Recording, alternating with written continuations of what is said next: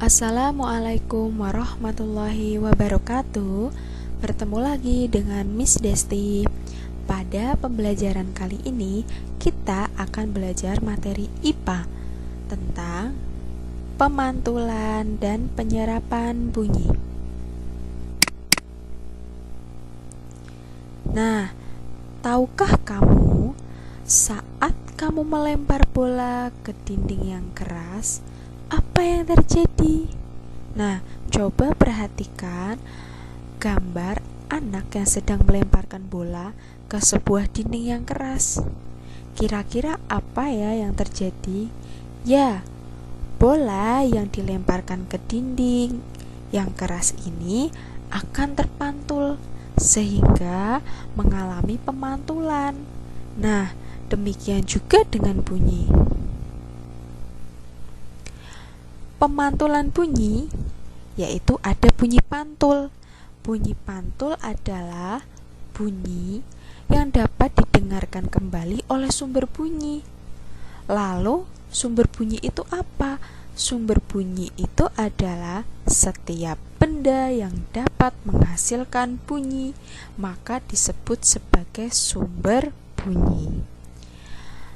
Pemantulan bunyi itu terjadi jika gelombang bunyi itu mengenai benda-benda yang permukaannya itu keras. Contoh, benda yang permukaan keras yang pertama adalah batu. Batu itu permukaannya keras ya. Lalu ada kaca, lalu juga ada kayu.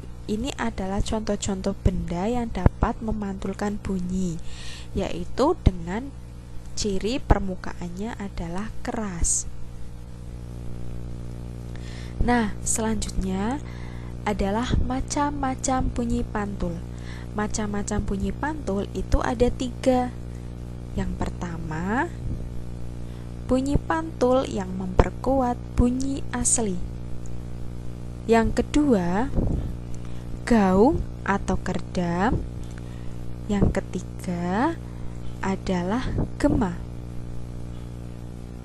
Nah, bunyi pantul yang memperkuat bunyi asli ini adalah macam-macam bunyi pantul yang pertama ya. Bunyi pantul yang terdengar itu hampir bersamaan, sehingga bunyi pantul akan memperkuat bunyi asli. Itu sebabnya bunyi itu terdengar lebih keras. Nah, jarak dinding terhadap sumber bunyi itu kurang lebih 10 meter. Contoh, di sini ada gambar kamar mandi. Pada saat kalian berada di kamar mandi,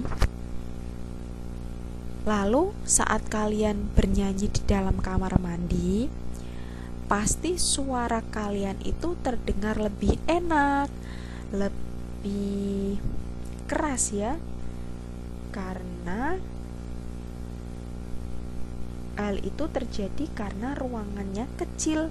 Bunyi asli dan bunyi pantulnya itu sampai di telinga kita itu hampir bersamaan, sehingga bunyi pantulnya itu memperkuat bunyi aslinya. Maka itu sebabnya bunyi itu terdengar lebih keras. Contoh lain adalah kereta yang masuk ke dalam terowongan. Pada saat kereta masuk ke dalam terowongan, itu bunyinya juga lebih keras sebelum si kereta itu masuk ke terowongan. Selanjutnya adalah gaung atau kerdam. Gaung adalah bunyi pantul yang terdengar bersamaan dengan bunyi asli. Nah, contohnya itu adalah gedung pertemuan dan juga bioskop. Ketika kamu sedang berbicara di dalam sebuah gedung yang besar, dinding gedung ini itu akan memantulkan suara kalian.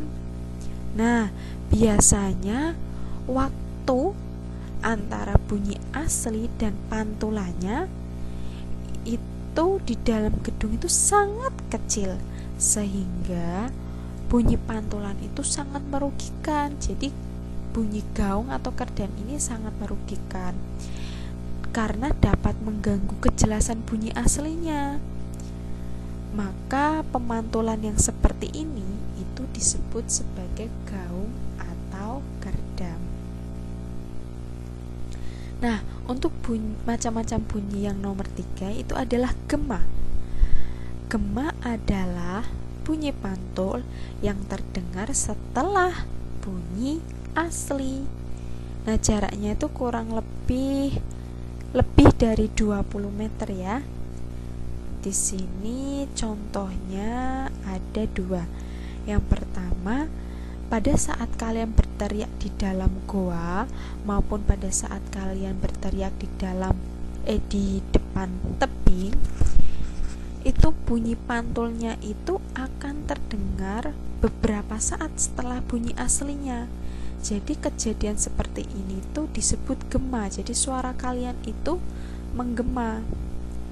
Nah, hal ini itu terjadi karena bunyi yang datang ke dinding tebing atau dinding goa dan bunyi yang dipantulkannya itu memerlukan waktu untuk merambat sehingga suaranya itu terdengar seperti menggema. Nah, selanjutnya setelah kita berbicara tentang pemantulan bunyi, yang kedua itu ada penyerapan bunyi. Nah, penyerapan bunyi ini contohnya gaung. Gaung itu sangat merugikan karena menghasilkan bunyi yang tidak jelas. Nah, untuk menghindari peristiwa itu, maka yang dilakukan dengan melapisi dinding dengan bahan zat peredam suara. Nah, peredam bunyi atau peredam suara adalah bahan yang permukaannya lunak. Jadi penyerapan bunyi itu adalah bahan-bahan yang permukaannya lunak atau empuk. Contoh, di sini ada busa, ada kapas, lalu ada karpet. Ini adalah contoh-contoh benda yang permukaannya lunak yang dapat menyerap bunyi. Nah, selain itu ada beberapa manfaat dari pemantulan bunyi. Untuk yang pertama adalah mendeteksi keretakan pada logam. Jadi ada pancaran gelombang ultrasonik digunakan untuk memeriksa keretakan yang tersembunyi pada logam, contohnya pada bagian pesawat terbang. Jika ada retakan dalam logam, maka pantulan ultrasoniknya akan terdeteksi. Nah, untuk yang kedua itu untuk USG atau pemeriksaan ultrasonografi, yaitu alat pemindai ultrasonik akan diletakkan pada kulit perut ibu yang sedang hamil, kemudian akan tampak kondisi janin di dalam rahim melalui monitor. Yang ketiga itu mengukur kedalaman laut. Jadi contohnya kapal itu memancarkan bunyi dari alat yang ada di dasar kapal menuju dasar laut. Nah, bunyi yang telah sampai di dasar laut itu akan dipancarkan kembali dan diterima oleh alat tersebut.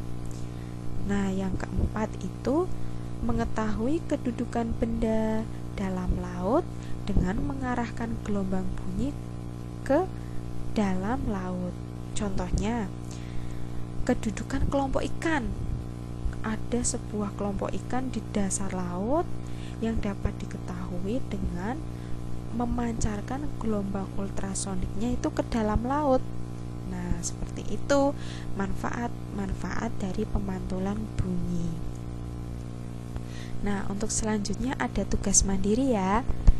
Yang pertama, kalian harus siapkan atau mencari benda-benda di rumah kalian seperti gelas kaca, piring kaca, sendok logam, busa, batu, kain, kapas, kaca, kaleng, dan karpet.